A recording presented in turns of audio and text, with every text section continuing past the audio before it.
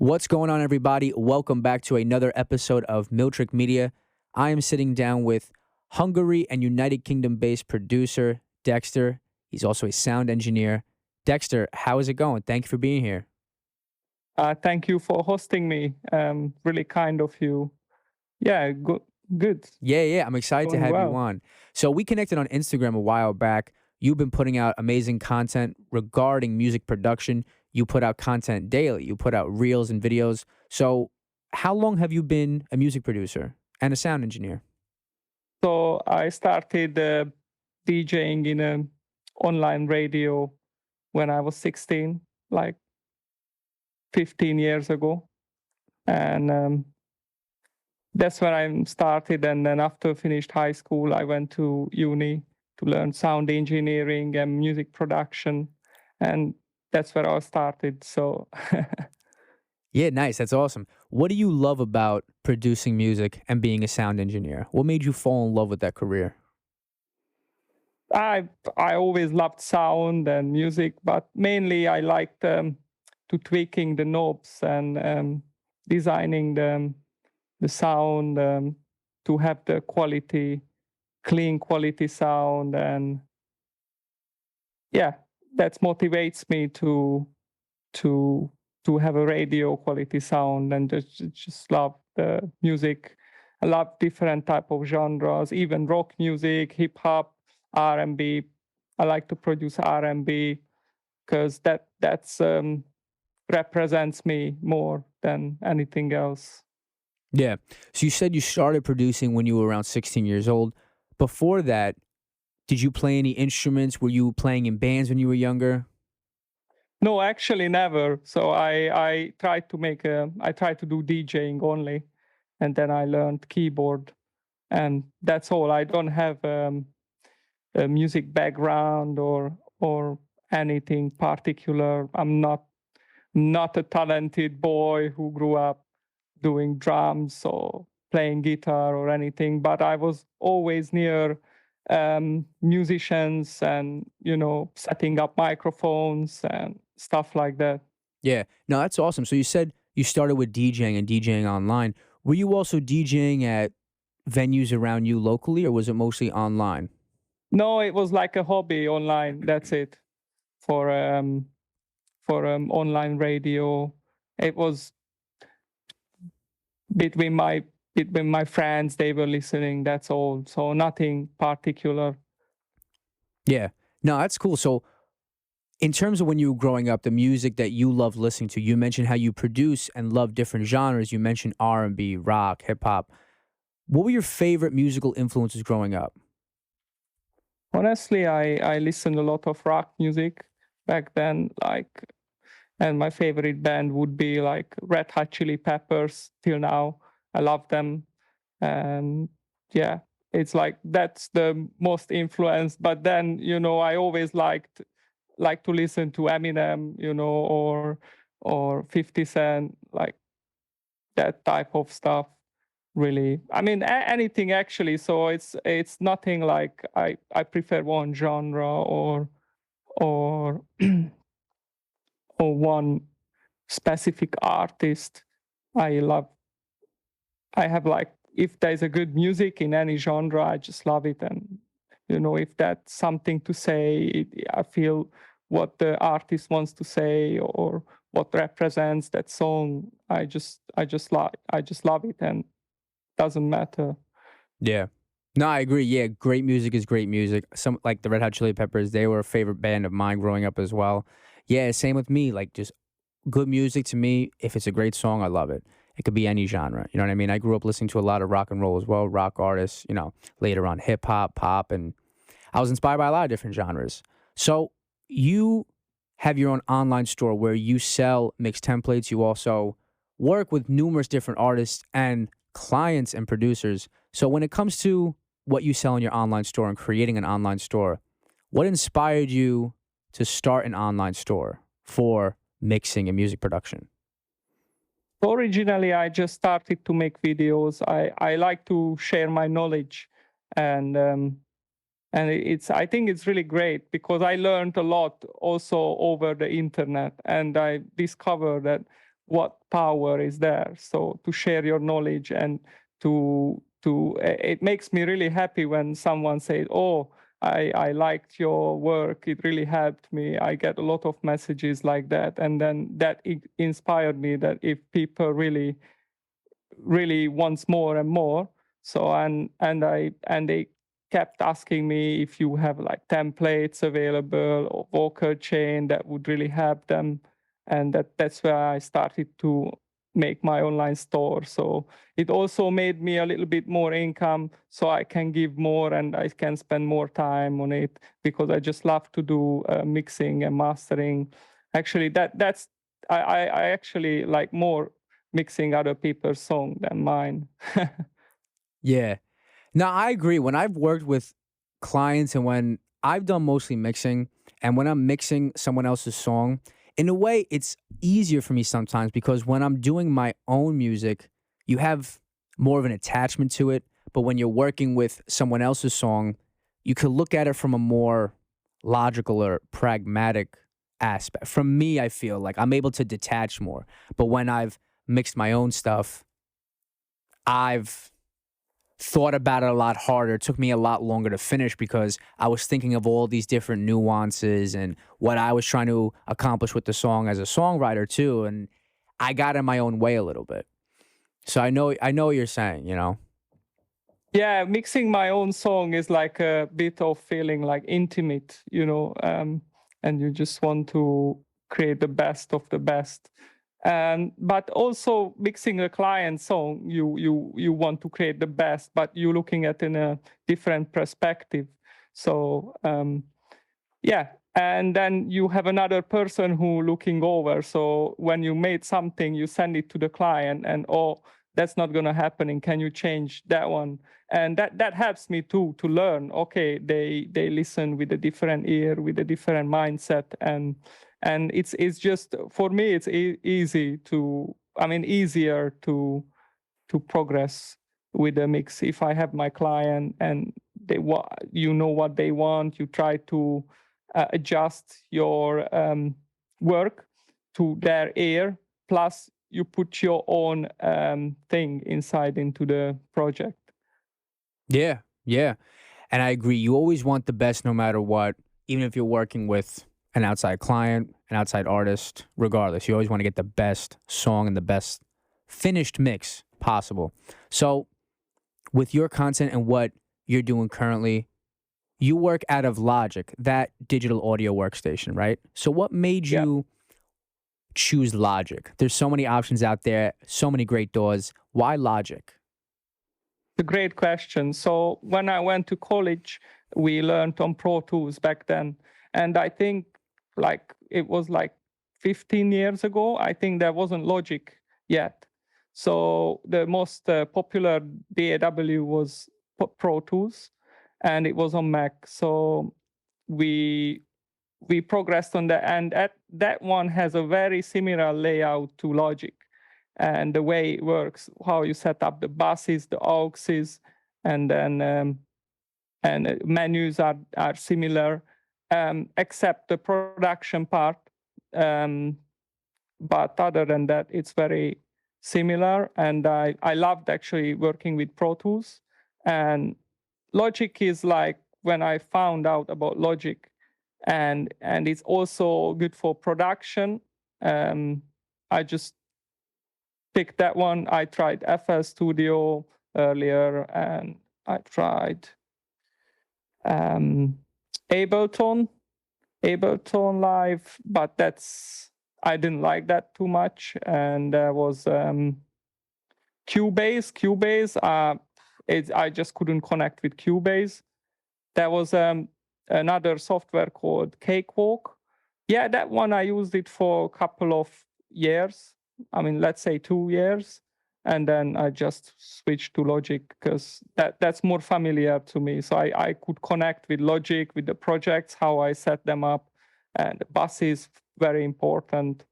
Um, yeah, and the workflow. I like the plugins also. I still use them in my mixes. I use sometimes stock plugins because those stock plugins are really powerful actually in Logic too.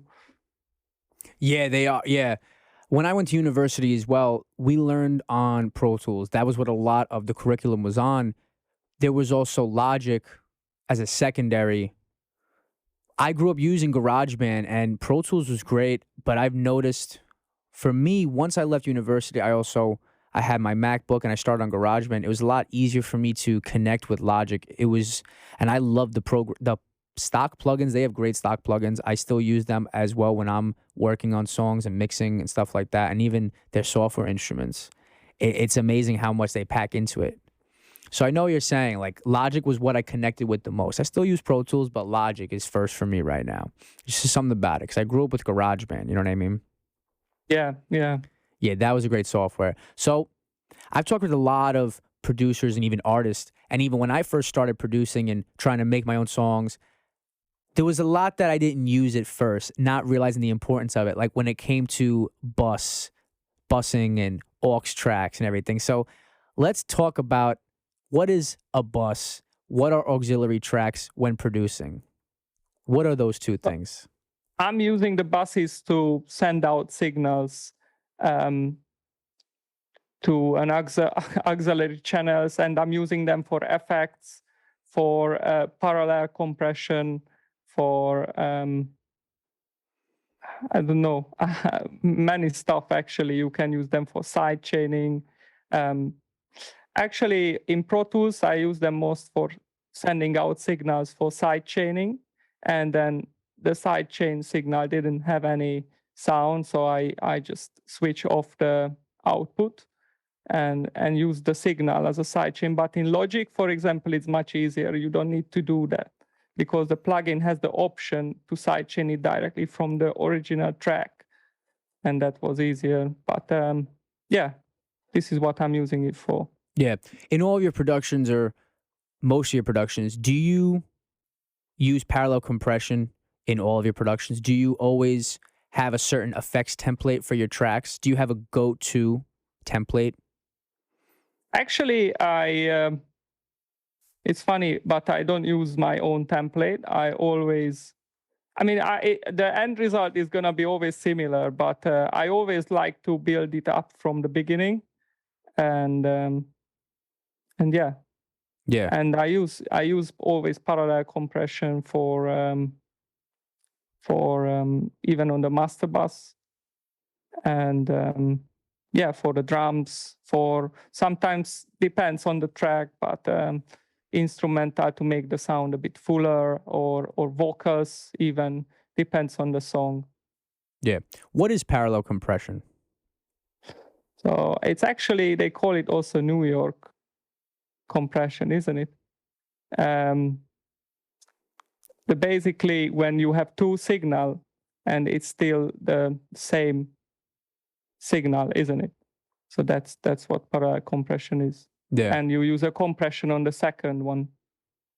Yeah. If I could describe it well. Yeah. When you're producing and when you're working on a new song, do you focus on the drums first or the lead instrument? What do you like to start with when building a track from the ground up? When I'm producing? Yeah. Or when I'm, yeah, okay. So when I'm producing, I always come up with a melody, or I use a sample and I make a good sample. And after sampling, I just build on that sample a little bit of instrumental. And the second thing I would put is the snare, always to have that groove with the snare, hi-hats, 808. Then the last thing normally I add is like a kick sample, because I feel the kick sample has to punch through. And if the kick sample I put in the beginning, then it doesn't punch through as I would put in the last step. So I always try a bunch of kick sample, and the best one, which cuts through the best, that's what I pick normally. Yeah. Yeah. Besides EQ and compression, when you're mixing and when you're producing, do you have a favorite plugin? Good question. Actually, I don't have favorite plugin I like, but I use the main thing that has to be a good one is the mastering limiter. I normally when mixing, and even when I'm producing, I put a master limiter on the track, and I can predict how the sound will be at the end. So, and I can push my faders to the maximum. So the sound will be already in the production similar to the end result. So I know what's happening. I'm not going to have surprises at the end. Yeah. That's my. Yeah. That's cool. That's cool. If someone wants to get started in the career of sound designing, if someone wants to become a sound designer, what advice do you have to them? To know the physics. Yeah. Work hard and don't give up. Yeah. You mentioned earlier in the interview with the styles of music you produce, R&B currently is what you feel you're working on right now. It helps like get you out the most. Like it gets what you're feeling or what you're trying to accomplish out the most. So why R&B? Yeah. Why do you like producing R&B music? What is it about that style? It comes down to the quality in that sense that when I listen a song, it's like, in a way, it's minimalistic and each sound can be heard like very clean. And I think that's why. Yeah.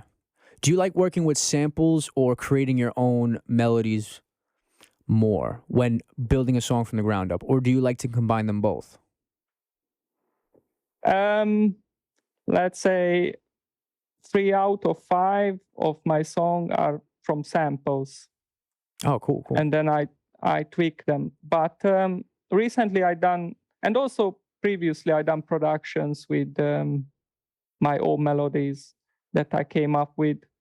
But I would say for me, the hardest thing is come up with a melody. So in a production. Yeah. How do you find these samples? You mean the samples you use in your songs or when you're working on a track? Where do you go to find samples? Where do I go? I'm on Splice too, honestly, and I'm working with Audiobox. If you have ever heard the sample label, they're sending me the samples. Oh, nice! That's sometimes. Awesome. Yeah, Skimmy, Skimmy with fun with Skimmy.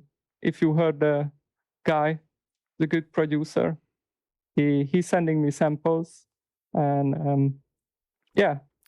That's awesome. Yeah, I use Splice as well. I love Splice. So you use Splice sometimes. You also work with producers who may send you samples that you then work with. That's awesome. Yeah.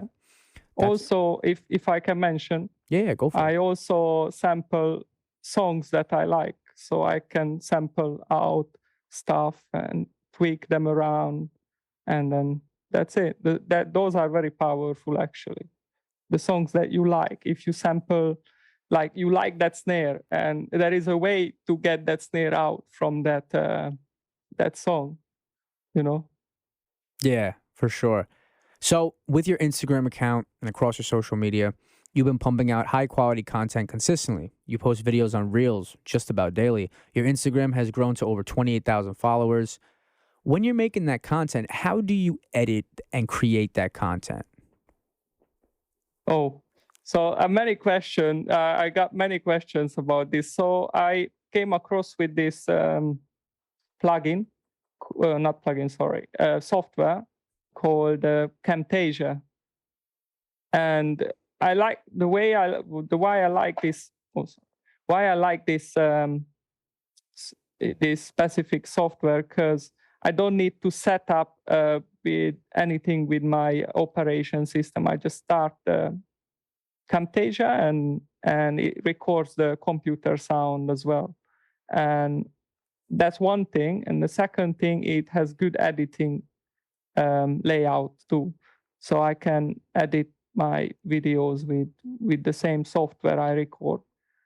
Sometimes I use Final Cut, but Camtasia is easy. Yeah. So the name of it is Temptasia. Camtasia, Oh, gotcha. like cam, like webcam. Yeah, I gotcha. That's awesome. Yeah, because the videos you put out, you're in Logic, you're in that digital audio workstation, and you're giving these tips and tricks, and you're zooming into the audio tracks, you're zooming into the faders, and you're showing all the buttons being used. And the way it's portrayed, it's so smooth.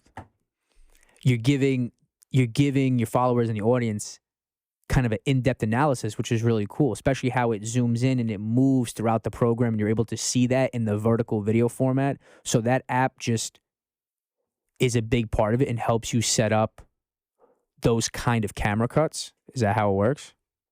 Yeah, so with this idea, I came up actually. I was watching a guy on Instagram called Larry O. Do you know him? Oh, Larry. Yeah. He's a Yeah, producer and he yeah, makes all this content like FL Studio, right? yeah. He's an Yeah. Apple guy. He's a nice guy. Sometimes he's messaging me, and he's a really cool guy. And then I just watching his content, and sometimes he zoomed in kind of good way. And then okay, I tried to do that. So I tried that, and it basically many people likes it. So I just continue.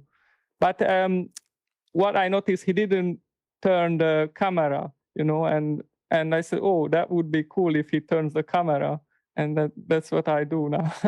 Yeah. That's awesome. That's awesome. In terms of what's next for you as a sound designer and a producer, what projects are you working on currently? What artists are you working with right now? um, there's a guy called Solo AG. He's from New York, if I'm not wrong. He's really great. He's singing in Spanish.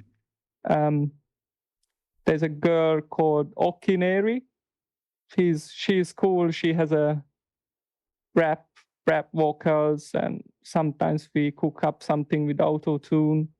And there is a guy called Risky from London. He's very constant with his music, so that's good. That's awesome. That's awesome. So, in terms of all the projects you're working on now, what else do you have planned for the future? Are you going to possibly expand with more mix templates? Are you going to expand your online store? Like, what else can you share with us in terms of what's next for you with everything you're doing? I'm planning to make course, video course, because many people messaging me about that, and that would be really awesome if I can do that. That will be a big job and big project. I actually put all in my products a lot of effort and my heart, but this one will be very challenging, and I hope will work out well.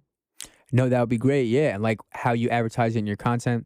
Besides the videos, you have links to your shop through Instagram. You also have your website, right? Where you have the templates available that people could check out, they could purchase, right?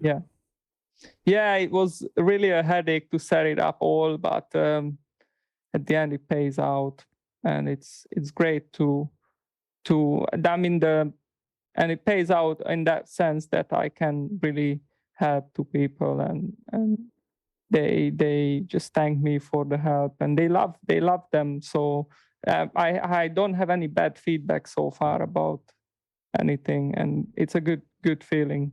Yeah.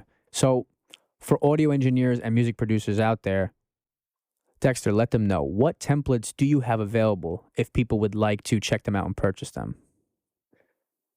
For audio engineers, we have the vocal templates, one with Logic stock plugins only, which is really cool. And recently I made another vocal templates, vocal presets with Waves plugins. And that's pretty cool because I set up every macros and easy to dive in to the settings. There will be also, we have mixing templates with that unfortunately only with Logic DAW, Logic Pro, and I'm planning to make it in Pro Tools and Cubase too. So that will be in the future. We'll see what I'm gonna have time for. Yeah. Nice. That's really exciting. Yeah. Dexter, where can we find you on social media? Let the audience know all of your social media links, your websites, your shops. Where can we find you? So my website is I need to spell it. So No, yeah. it's Take your time. Spell out everything. All of your social handles. Yeah, spell them out. so DX3TR _lab is my Instagram. So follow me there if you haven't. Maybe you take something from it. And my website is DX3TR.com. So it's very easy, but it's pronounced Dexter. Yeah, and you find there everything. Actually, I have my SoundCloud. You find me Dexter, DX3TR, and yeah, SoundCloud, Spotify, the same. Nice, nice. You also have a TikTok, YouTube.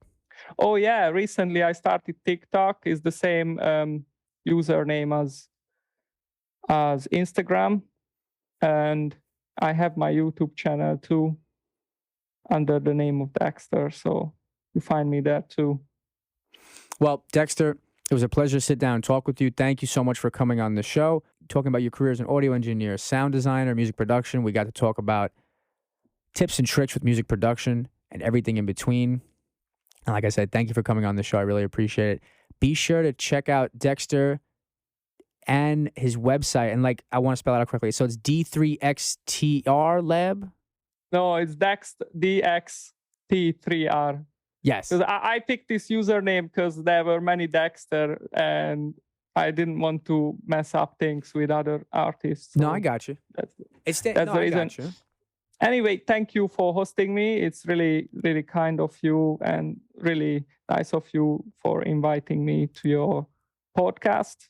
And if I can return your favor. Yeah, no, pleasure's all here. Thank you for coming on the show. Like he said, check him out on Instagram, TikTok, YouTube. He posts content daily about tips and tricks in audio engineering production, a lot of tips in Logic. He has mixed templates on his store. Check that out in his shop. And thank you guys for tuning in and checking out another episode of Miltrick Media. We sat down with UK music producer Dexter. Check him out, Dexter Labs, on all social media platforms. And we will see you soon for another episode of Miltrick Media.